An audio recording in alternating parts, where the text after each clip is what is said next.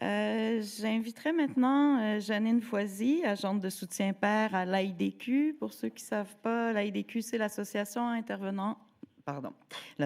des intervenants en dépendance du Québec, ainsi que Julie David Delisle, agente de soutien au développement, valorisation du savoir expérientiel, également toutes deux du projet Résonance qu'elles vont vous présenter avec monsieur, j'ai oublié son nom? Body, avec Body. Est-ce que ça va, les micros? Il fonctionne-tu? Ah oui, bonjour tout le monde. Merci, merci d'être là, présent aujourd'hui. Viens, Buddy, on va se mettre sur le côté. Comme Barbara l'a dit, je suis Janine, une paire, personne détenant des savoirs expérientiels en dépendance. J'ai consommé de multiples années. Puis je suis à l'AIDQ dans le projet Résonance sur la valorisation des savoirs expérientiels depuis maintenant 2 ans. Ma collègue? Allô tout le monde, moi c'est Julie David Delisle, je suis tout nouvellement arrivée à l'AIDQ pour le projet Résonance. Donc autrement dit, je suis la nouvelle collègue à Janine. Puis voilà, ça me fait plaisir d'être ici aujourd'hui. Si on est là, c'est pour vous présenter notre projet, évidemment. C'est la bonne journée, hein? Valoriser les savoirs expérientiels, puis on va vous expliquer la définition des savoirs, comment dans le projet on les définit, c'est quoi pour nous. Puis on va vous décrire les défis, puis les enjeux, puis les opportunités aussi que les personnes qui détiennent des savoirs expérientiels vivent au quotidien. Je vais les appeler PSE dans la présentation, juste pour raccourcir un petit peu, parce que je vais manquer de salive si je dis personne détenant des savoirs expérientiels. Fait que... oups! Juste revenir. Oui, c'est ça. C'est un projet collaboratif. Pardon. C'est un projet collaboratif. On travaille à mettre en lien, en partenariat, en fait, des personnes comme moi, des pairs, mais aussi les personnes qui travaillent avec, les milieux qui veulent intégrer des personnes, des PSE, mais aussi qui en ont déjà intégré, parce que c'est pas parce qu'ils travaillent déjà dans les milieux que ça se passe toujours bien. Donc, le projet essaie de mettre en place, de créer des outils. On donne des formations aussi. Fait qu'on regroupe tout ce beau monde-là, on les mobilise aussi. On fait la promotion, on favorise les meilleures pratiques aussi pour les PSE, puis on appuie, puis on outille aussi les milieux, les PSE, les gestionnaires, les collègues, en fait, tout le monde. On a 3 axes de travail, qui est la valorisation, évidemment, qui est de développer les compétences, les transferts de connaissances.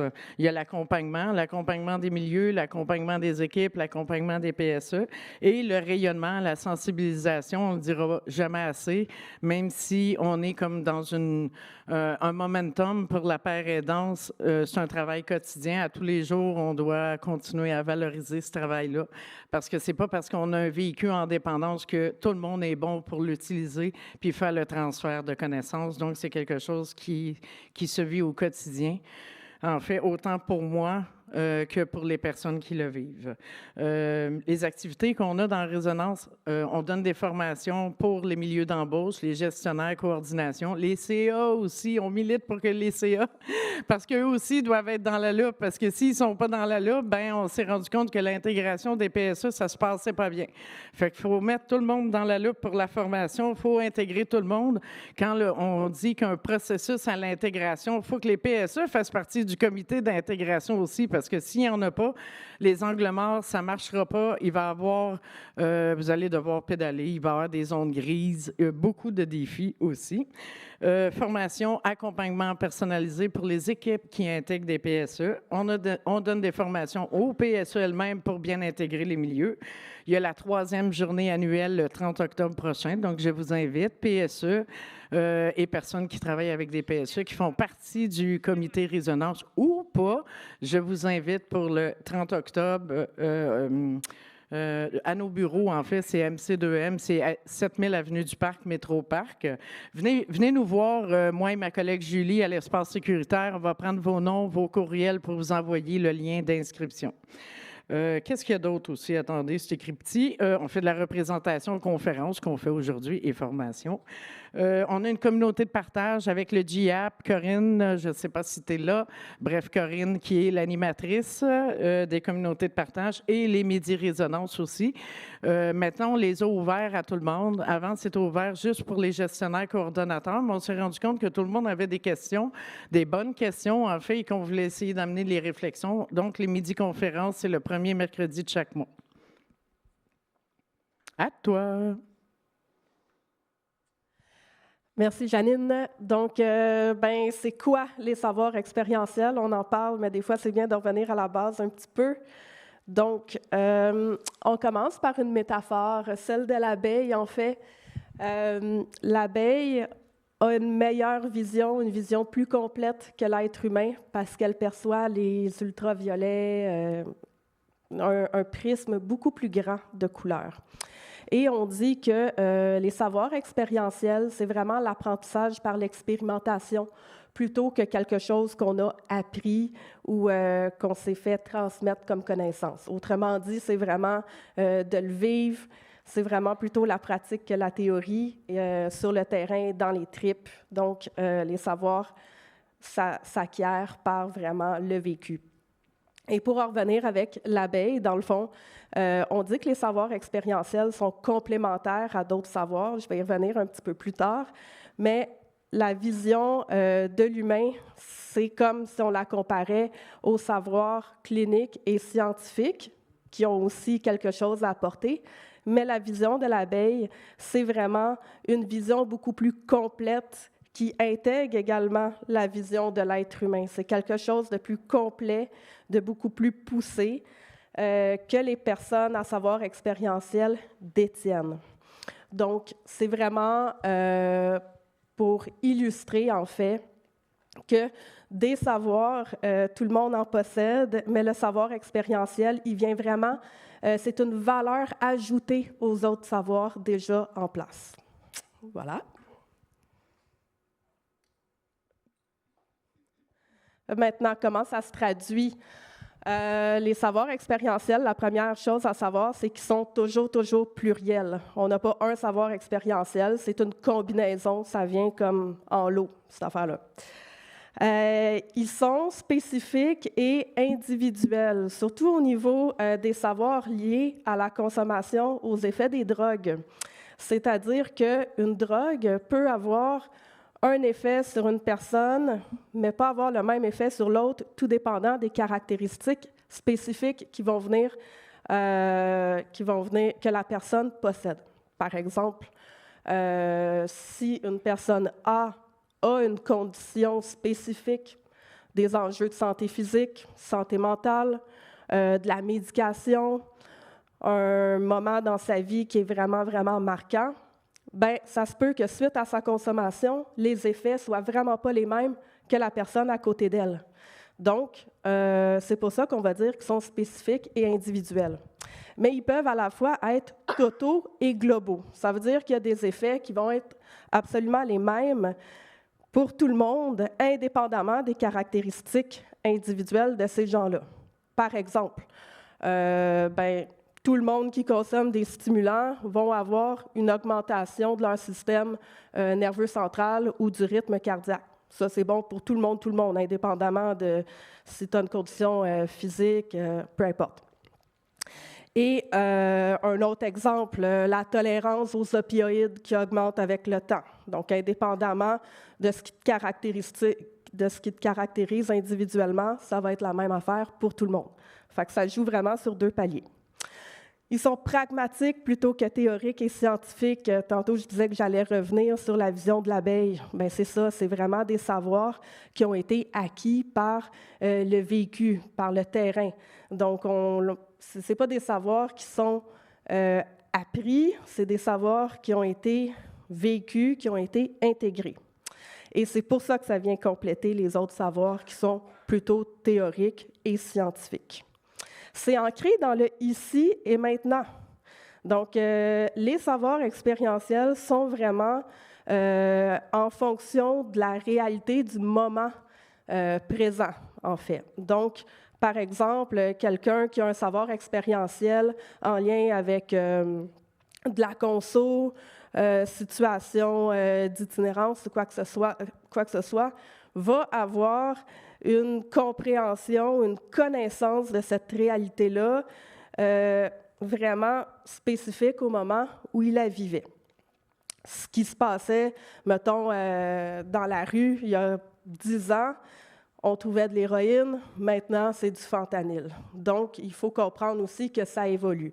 Puis, évidemment, comme vous le savez, depuis une couple d'années, ça change tellement vite, la drogue, qu'on ne peut pas prendre pour acquis que ce qu'on savait il y a 10 ans, c'est encore vraiment actuel aujourd'hui. Il faut quand même continuer à s'informer, finalement.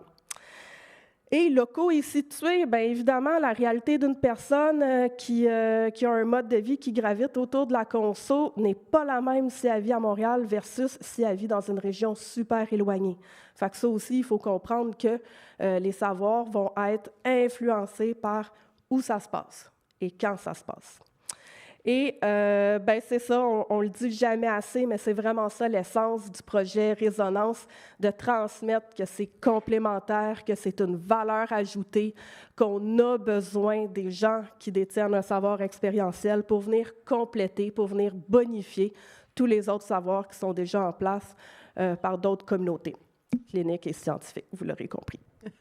On se complète bien, moi et ma collègue, parce que moi, j'ai l'impression d'être un spring. J'ai full d'énergie à matin. Merci. Pourquoi on les valorise? Bien, on va les valoriser, premièrement, parce que on est important. Notre savoir est important. Il est pragmatique.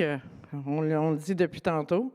On est là, le lien pour aller rejoindre les gens est beaucoup plus facile avec les pairs aidants. On a le même parler, les mêmes patois, on sait où aller, où sont les lieux, les crack houses, et name it. Lutter contre la stigmatisation, discrimination, bien là, c'est lutte de tous les jours, évidemment. Puis, on participe à la transformation puis à l'amélioration des services dans le réseau de la santé des services sociaux. Ça, c'est une lutte qu'on n'a pas gagnée. Je ne sais même pas si un jour, on va la gagner. Bref, on l'améliore, on essaie. Évidemment, la première valeur de Projet Résonance, c'est l'autodétermination. Excusez, j'ai un petit... vous allez pouvoir aller visiter la page du projet Résonance. Il y a le code QR. Merci. Il y a le code QR. Vous pouvez le scanner. Vous allez tomber sur le site de l'AIDQ avec plein de beaux projets, dont le nôtre, Projet Résonance. Il y a nos formations qui s'en viennent, formation gestionnaire, formation PSE aussi. Il y a la journée Résonance du 30 octobre et la communauté de partage où est-ce qu'on met tout ce beau monde en commun pour trouver des solutions aux défis que toutes à chacun peuvent vivre. Les défis, les opportunités, c'est à ton tour, non? C'est à mon tour, oui. Alors, bien évidemment, tout le monde qui possède un bagage peut amener ce bagage-là, puis en profiter soi-même puis faire profiter une équipe de travail, les PSE en premier. Donc, des exemples de compétences à tirer du vécu lié à l'usage de substances psychoactives. Bien, capacité d'observation. Je vais vous les nommer. Après ça, je vais illustrer avec des exemples ou des explications un petit peu plus claires. Organisation et planification, capacité d'adaptation, résolution de problèmes et connexion et compassion. Alors, si on prend quelqu'un si on prend une personne à savoir expérientielle, souvent, la majorité du temps, ces gens-là vont avoir développé une capacité d'observation. Quand tu as un mode de vie quand tu as un mode de vie qui gravite autour de la conso, n'importe quel mode de vie qui présente des défis ou des enjeux, ça va toujours venir avec un mécanisme où on va développer une bonne capacité d'observation, une bonne capacité d'adaptation, parce que dans le fond, n'importe qui vit une réalité qui pose des défis va avoir besoin de développer ces compétences-là pour être capable de continuer à avancer, puis autrement dit, souvent même assurer sa survie. Donc ça, c'est vraiment des compétences qui vont avoir été développées puis qui peuvent être tout à fait transférables dans plein d'autres domaines. L'organisation, la planification, il faut être organisé, il faut savoir planifier, gérer ses affaires quand justement notre vie gravite autour de la conso. Ça paraît niaiseux, mais où est-ce que je vais trouver mon cash? Comment est-ce que je vais me présenter à tel rendez-vous? Comment je vais me procurer ma drogue? Donc, ne jamais sous-estimer les capacités organisationnelles et de planification des personnes, à savoir expérientielles. Résolution de problèmes, il faut être débrouillard, il faut savoir trouver des solutions, la capacité de rebondir. Donc, ça aussi, c'est une super compétence qui peut être transférée. Et connexion et compassion. Souvent, on le dit, c'est avec les pairs, avec les gens qui nous comprennent, les gens qui nous ressemblent, qu'on va développer une belle confiance, qu'on va s'ouvrir. Évidemment, on n'est pas obligé toujours de l'avoir vécu pour vraiment comprendre l'autre en face de soi, mais quand c'est le cas, ça facilite les choses. Donc, ça, c'est un bel atout aussi des gens, des PSE. Et toutes ces belles compétences-là, ça donne des opportunités incroyables de les intégrer dans les équipes de travail, vraiment pour qu'il y ait une équipe vraiment à 360 qui offre, en fait, pour rien échapper, avoir une vision complète, un service complet, un input. Donc, les PSE, on les veut dans les équipes d'intervention, évidemment. Qui de mieux placé pour dire à l'équipe de quoi on a besoin, comment faire les choses, quand faire les choses.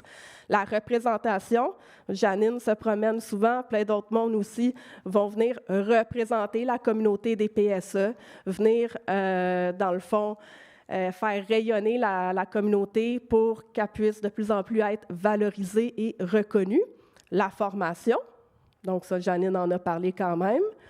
Et la recherche aussi, tout ce qui est empirique, tout ce qui est sur le terrain, d'avoir des PSE qui gravitent autour des projets de recherche, c'est vraiment très riche parce qu'on a, dans le fond, un laboratoire humain devant nous qui est prêt à donner plein d'informations, puis qui est fier aussi de le faire, fier de contribuer à la recherche, puis de donner son savoir parce que c'est vraiment quelque chose qui est utile. Et finalement, la gestion. Aujourd'hui, la journée a été organisée par plein de personnes, par plein de PSE. Je ne sais pas si vous voyez l'ampleur de l'organisation, c'est super bien organisé. Donc, on en a la preuve vivante aujourd'hui qu'en termes de gestion, les PSE ont plein de belles compétences à mettre à profit. Okay. Je vais couper court. Oui, tu peux passer la dernière slide, en fait. C'est toute celle à gauche, c'est ceux qui sont pairs et pour. Celle dans le milieu, c'est ceux qui intègrent et la recherche vers la gauche. Je voulais vous remercier. Merci de nous avoir écoutés. Merci d'être présente aujourd'hui. J'ai besoin de